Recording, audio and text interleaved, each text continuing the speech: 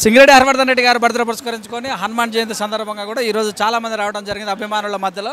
మరి ఏదైతే కీసరగుట్ట మధ్యలో ఎక్స్ రోడ్ దగ్గర ఉన్నటువంటి లో ఇక్కడ బర్త్డే నిర్వహిస్తున్న సందర్భం అభిమానులు పొద్దున్న నుంచి కూడా పార్టీ నాయకులు కావచ్చు, కార్యకర్తలు కావచ్చు, ప్రజలు కావచ్చు అందరూ కూడా వచ్చేసి విషయం తెలియజేస్తున్నారు. ప్రస్తుతం మనతోటి వారు ఉన్నారు. వారు బర్త్డే పురస్కరించుకొని హనుమాన్ జయంతి పురస్కరించుకొని వారు మాట తెచ్చుకుందాం. Happy Hanuman Jayanti and many more returns of the day.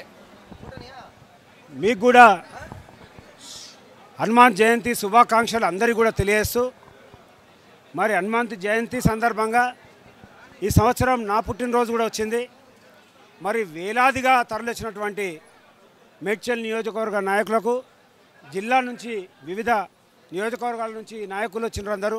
అదేవిధంగా వేలాదిగా తరలిచ్చినటువంటి నా కార్యకర్తలకు, అభిమానులకు, మహిళా సోదరిమణులకు, యువకులకు, ఎన్ఎస్యూ యూత్ కాంగ్రెస్ అన్ని సంఘాల నాయకులకు అందరూ కూడా నా హృదయపూర్వక ధన్యవాదాలు, నమస్కారాలు తెలియజేస్తా ఉన్నా. మరి ఇంత పెద్ద ఎత్తున ఎవ్రీ సంవత్సరం కూడా నన్ను వచ్చి ఆశీర్వదిస్తారు.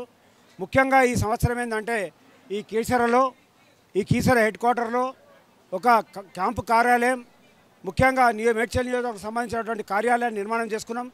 ఈరోజే మల్లురావు గారు, నందికంటి శ్రీధర్ గారు చేతుల మీదుగా ఈరోజు కార్యాలయాన్ని ఏర్పాటు చేసుకోవడం జరిగింది.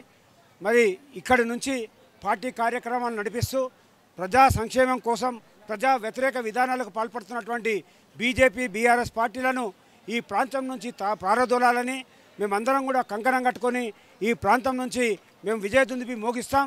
తప్పకుండా రాబోయే కాలంలో ప్రజలకు న్యాయం జరిగే విధంగా మాటల మూటలను పెట్టినటువంటి బీఆర్ఎస్ ఒకవైపు ధరలు పెంచి ప్రజలందరి మీద గ్యాస్ భారం కానీ, పెట్రోల్ డీజిల్ ధరలు, నిత్యావసర వస్తువుల ధరలు పెంచినటువంటి బీజేపీని గద్దె దింపడానికే ఈ ప్రాంతంలో ఇక్కడ మేము ఆఫీస్ ఏర్పాటు చేసుకోవడం జరిగింది.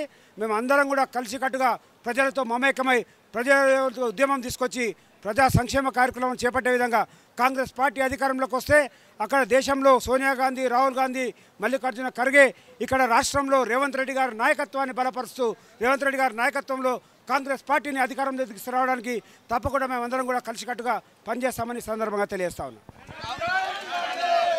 సో రాహుల్ గాంధీ మీద అనర్హత వేటు కూడా వేశారు నిన్న. మరి దాని మీద ఏమంటారు?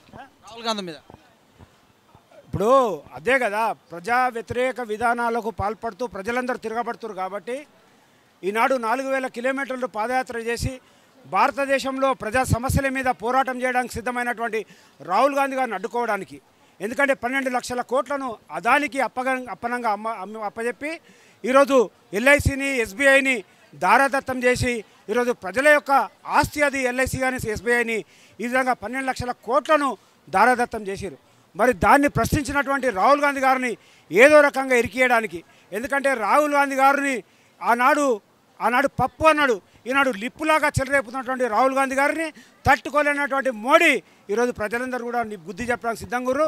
నువ్వు ఒక్క రాహుల్ గాంధీని మూస్తే కోట్లాది మంది రాహుల్ గాంధీలు పుట్టుకొస్తారని ఈ సందర్భంగా హెచ్చరిక చేస్తా ఉన్నాం. కాంగ్రెస్ ఫైల్స్ కూడా బీజేపీ పార్టీ రిలీజ్ చేసింది, దాని గురించి ఏమంటారు? కాంగ్రెస్ పార్టీ ఫైల్ కుంభకోణాలు అన్నట్టు ఒక 30 సెకండ్ల నివిడి కూడా రిలీజ్ చేసింది బీజేపీ రిలీజ్ చేసిందా? కాంగ్రెస్ పార్టీ ప్రజల పార్టీ, ఇది వ్యక్తుల పార్టీ కాదు. ఈరోజు బీజేపీ అద్వానీ ఉన్నప్పుడు, వాజ్పేయి ఉన్నప్పుడు ఉన్న బీజేపీ వేరే, ఈరోజు అద్వానీ, మోడీ ఉన్నటువంటి బీజేపీ వేరే. కాంగ్రెస్ పార్టీ ఎవరి సొత్తు కాదు, ప్రజల పార్టీ. ఈరోజు ఉన్నటువంటి సంక్షేమ కార్యక్రమాలు కావచ్చు, ఈనాడు నిర్మించినటువంటి ప్రాజెక్టులు కావచ్చు, ఈరోజు ఉన్న ప్రజల కోసం చేసినటువంటి అభివృద్ధి కార్యక్రమాలు, ఎస్సీ, ఎస్టీ, బీసీ మైనార్టీలకు భూములు పంచిపెట్టినటువంటి పార్టీ కాంగ్రెస్ పార్టీ. ఈ విధంగా అన్ని రకాలుగా కాంగ్రెస్ పార్టీ ముందుకొస్తుంది. మరి ఈనాడు తెలంగాణలో మరి ఉద్యమంలో ఉన్నప్పుడు కేసీఆర్ గారు ఎన్నో మాటలు చెప్పిండు. హోంగార్డులను కూడా పర్మనెంట్గా చేస్తూ వాళ్ళని కానిస్టేబుల్గా గుర్తించి అదే శాలరీ ఇస్తా అని చెప్పి మాట ఇచ్చిండు. ఈ విధంగా చెప్పుకుంటూ పోతే వీఆర్ఏలు కానీ, ఈనాడు బడిలో చెప్పుకున్న టీచర్లు కానీ ఎంతోమంది విద్యార్థులు ఈరోజు మొన్న చూసినాం మనం 33 లక్షల మంది విద్యార్థులు 9-10 సంవత్సరాల నుంచి చేస్తూ మరి తెలంగాణలో ప్రతి ఇంటికి ఒక యువకుడు ఉన్నాడు. అంటే 33 లక్షలు అంటే దాదాపుగా 1,20,30,00,000 మంది కుటుంబాలు ఈరోజు రోడ్డున పడ్డాయి.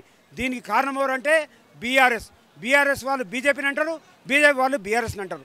మరి ఈనాడు 10th ప్రశ్న పేపర్ లీక్ చేసినటువంటి పార్టీ బీజేపీ అని బీఆర్ఎస్ చెప్తుంది. మరి ఈ విధంగా రెండు పార్టీలు కూడా ప్రజలను మోసం చేస్తున్నాయి. కాంగ్రెస్ పార్టీ మాత్రమే ప్రజల పక్షాన్ని నిలబడుతుందని తెలియజేస్తాను. సో మరి పేపర్ లీకేజ్ పైన రేవంత్ రెడ్డికి, బండి సంజయ్కి ఇద్దరికి కూడా షోకాజ్ కూడా ఇవ్వడం జరిగింది. దాని గురించి వీళ్ళు ఉన్న వాటిని చెప్పిండ్రు. రేవంత్ రెడ్డి గారు పోయి చెప్పేసి వచ్చిండ్రు. మన దగ్గర మన ఉంటే ఆయన ఆల్రెడీ ఆధారాలు ఇచ్చి వచ్చిండు. దాని మీద వాళ్ళు ఎంక్వైరీ చేస్తారు. ఏం ఎంక్వైరీ చేసినా తూతూ మంత్రంగానే ఉంటుంది. ఎందుకంటే దీని వెనక పెద్ద శక్తులు ఉన్నాయి. అవి బయటకు తీయరు. ఎవరికో సిట్ కప్పచెప్పారు. ఆ సిట్టు వాళ్ళు స్టేట్ గవర్నమెంట్ సంబంధించిందే. దాన్ని మరుగున పడేస్తారు అంతే. మొత్తం మీద చూస్తే బీఆర్ఎస్ కాంగ్రెస్ పొత్తాన్ని ఒక విషయం లోపల జరుగుతుంది. దీని మీద ఏం చెప్తారు? ఇక్కడ బీజేపీ ఏడుందండి. పోరాటమే మాది బీఆర్ఎస్ మీద, టీఆర్ఎస్ పార్టీ మీద. కాంగ్రెస్ వర్సెస్ బీఆర్ఎస్ఏ ఉంటుంది. బీఆర్ఎస్ పోయింది, బీజేపీ ఉనికి లేదు, బీజేపీ ఆర్యర్ లేదు, కార్యకర్తలు లేడు, లీడర్లు లేరు, పోటీ చేసేవాళ్ళు లేరు. అది బీజేపీ హైప్ చేసుకుంటుంది తప్ప బీజేపీ అనేది మేము లెక్క పెడతలేము. ఇక్కడ టీఆర్ఎస్ వాళ్ళు ఎప్పుడు సభ పెట్టినా కూడా మా పథకాలు ప్రతి కార్యకర్త గంట సేపు నిద్రపోకుండా చెప్తారు. మిగతా పార్టీలు కాంగ్రెస్ కానీ బీజేపీ కానీ మీరు పెట్టిన పథకాలు ఒక 4 చెప్పండి అని సవాల్ కూడా ఇస్తారు. ఎప్పుడు దాని మీద గుండె మీద చేసుకొని చెప్పాలి. ఈరోజు వేలాది మంది తరలిచ్చారు. ప్రేమతో, ఇష్టంతో ప్రతి కార్యకర్త, ప్రతి నాయకుడు, ప్రతి అభిమాని మరి గుండె చీల్చుకొని కొన్ని లక్షల రూపాయలు ఖర్చు పెట్టుకొని, వేలాది రూపాయలు ఖర్చు పెట్టుకొని సొంత ఖర్చులతో వచ్చి ఈరోజు అందరూ కూడా ఇక్కడికి వచ్చి భోజనం చేసిపోయారు. నాకు ఈరోజు శుభాకాంక్షలు తెలియజేయడం జరిగింది. ఈ విధంగా ప్రేమతో వచ్చారు. వాళ్ళు ఎవరు తీసుకొచ్చినా పేమెంట్ బేసిస్ మనం చూస్తున్నాం కదా. వాళ్ళ మీటింగ్ అయిపోయిన తర్వాత సారా పొట్లాల కోసం, పైసల కోసం డీసీఎంల కాడ వాటికాడ కొట్లాడుకుంటున్నారు. ఇది వాళ్ళ పరిస్థితి. అన్ని కూలతో తీసుకొచ్చి డబ్బులు ఇచ్చి తీసుకొచ్చేటువంటి జనం మాకు ప్రేమగా వచ్చేటువంటి జనం ఇందులో తెలిసిపోతుంది. కళ్యాణ లక్షదారు ₹1,00,000 ఇస్తున్నాం, షాదీ మురుకుదారు ఇస్తున్నాము, పింఛన్లు 2,000 3,000 ఇస్తున్నాము, కరెంటు 24 గంటలు ఇస్తున్నాము, తాగేటందుకు నీళ్ళు ఇస్తున్నాము. ఇవన్నీ కాంగ్రెస్ వాళ్ళు కూడా తీసుకుంటారు అని కూడా వాళ్ళు చెప్తారు. దీని ఎలా చెప్తారు? నేను కేసీఆర్ని అడుగుతున్నా, అయ్యా కేసీఆర్ ఇప్పటిదాకా నువ్వు నీళ్ళు తాగలేదా? ఇప్పటిదాకా నీ కరెంట్ లేకుండా దీపం అంటించుకున్నావా? ఈ విధంగా ఎప్పుడు పోతే అన్ని కాంగ్రెస్ పార్టీ చేసే. ఆనాడు రాజశేఖర రెడ్డి గారు కాంగ్రెస్ పార్టీ ఉన్న వాటినే ఆయన రోజు ఓపెనింగ్లు చేసుకొని చెప్తున్నారు. కాళేశ్వరం ప్రాజెక్ట్ కట్టి లక్షల కోట్లు కదా. ఇలా ఏ రోజు దోసుకున్నారు, ఎట్లా దోసుకున్నారు? ఈ విధంగా దోపిడీ జరుగుతుంది తప్ప కాంగ్రెస్ పార్టీ మాత్రమే ప్రజల పక్షాన ఉంటుంది, ప్రజల కోసం కొట్లాడుతుంది. రాజకీయంగా ఈ యొక్క బర్త్డే మరి రేపటి నుంచి ముందుకెళ్తారా? బర్త్డే సందర్భంగా మా ప్రయాణంలో బర్త్డే ఒకటి వచ్చింది. ఇది మా ప్రయాణం కాదు. మేము ఆల్రెడీ రాహుల్ గాంధీ గారు ఆసియా జోడో యాత్రతో మేము కూడా ఆసియా జోడో యాత్ర చేస్తున్నాం. ఆయన భారత్ జోడో యాత్రతో మేము ఆసియా జోడో, అందులో భాగంగా అందరు కార్యకర్తలు కలిసి వచ్చారు. మేడ్చల్లో సమస్యలు లేవు, నేను మంత్రిగా ఉండి తీరుస్తున్నాను, రాబోయే వాళ్ళకి అసలు పనే లేదంటుండగా. ఇంకా మల్లన్న గురించి చెప్పాలంటే ఏంది అది, ఎందుకంటే అది కామెడీ చేసుకుంటే బాగుంటుంది. ఎందుకంటే మల్లన్నకు మొన్ననే చెప్పిన, మల్లన్న ఏం చెప్పాలంటే మల్లన్నకు అవగాహన లేదు. మల్లన్న ఇంతకుముందు చెప్పిన, మల్లన్న ఉద్యమకారుడు కాదు, రాజకీయ నాయకుడు కాదు, పోరాటం చేసినోడు కాదు, పోటీ చేసినోడు కాదు. ఆయన ఏమున్నా కొనుక్కుంటాడు, ఏదైనా అక్కడ కొంటాడు మీద, ఇక్కడ కింద కొంటాడు. నాయకునికి ఎప్పుడైనా ఉద్యమాలతో వచ్చి ప్రజా సమస్యలు మేము పోరాటం చేస్తే ప్రజా సమస్యలు వాస్తవాలు తెలుస్తాయి. ఆయన ఒకటే కేసీఆర్ని చూపిస్తే నాకు ఒకటే అంటాడు, ఆడ పైసలు ఇస్తాడు, ఈడ పైసలు ఇస్తా అంటాడు, అన్ని టికెట్లకు పైసలు ఇచ్చి కొనుక్కుంటాం. మేము ఉద్యమాలతో వచ్చినాం, మాకు పార్టీ పదవులతో సంబంధాలు లేవు. మాకు మేము ఉద్యమాలలో ఉంటాం, పదవులు ఉంటాయి పోతాయి. ప్రజల గుండెల్లో గూడు కట్టుకున్నాం, ఏదో వ్యవస్థ కొట్టుకుపోయేటోళ్ళం కాదు.